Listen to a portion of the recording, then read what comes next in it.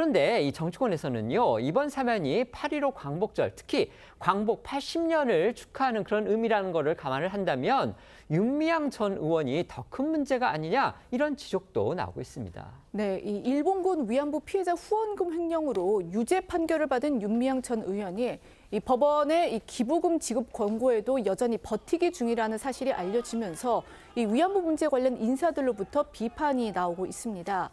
지난 2020년 이 윤 전 의원을 상대로 해서 이 일본군 위안부 피해자 후원금 반환 소송을 낸 이 후원자 측은요, 어제 입장문을 내고 윤 전 의원이 대법원 확정 판결 이후에도 이 후원금 반환에 불복해서 피해 회복 조치를 거부하고 있다 이렇게 밝혔습니다.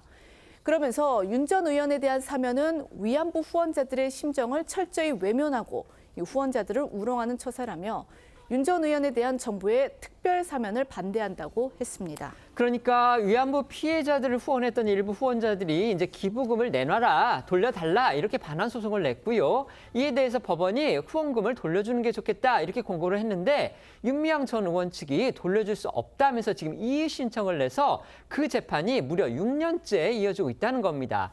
그런데 그 액수가요, 또 후원자들이 청구한 금액, 또 윤 전 의원이 돌려주지 못하겠다고 버티고 있는 금액 120만 원이라고 합니다.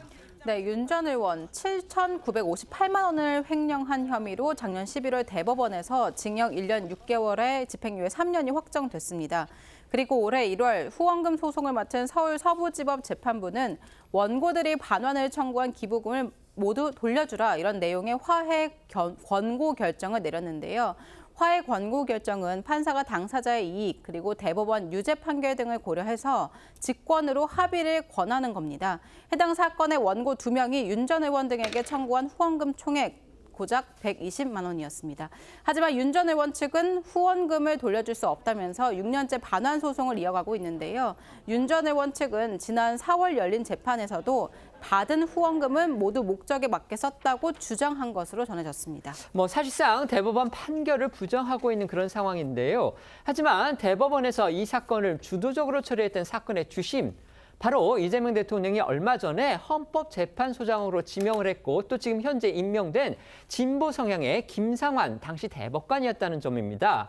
이 점도 야권 반발의 빌미가 되고 있습니다. 그렇습니다. 여당 일각에서는 윤 전 의원이 사법부에 의한 억울한 피해자라고 주장하고 있지만요. 이 앵커 말씀하신 것처럼 이 윤 전 의원 사건의 대법원 판결은 이 진보 성향 김상환 대법관이 주심을 맡았었습니다. 때문에 야당에서는 이 검찰권 오남용이란 이 여당의 주장은 맞지 않다 이런 지적이 나오고 있는 건데요.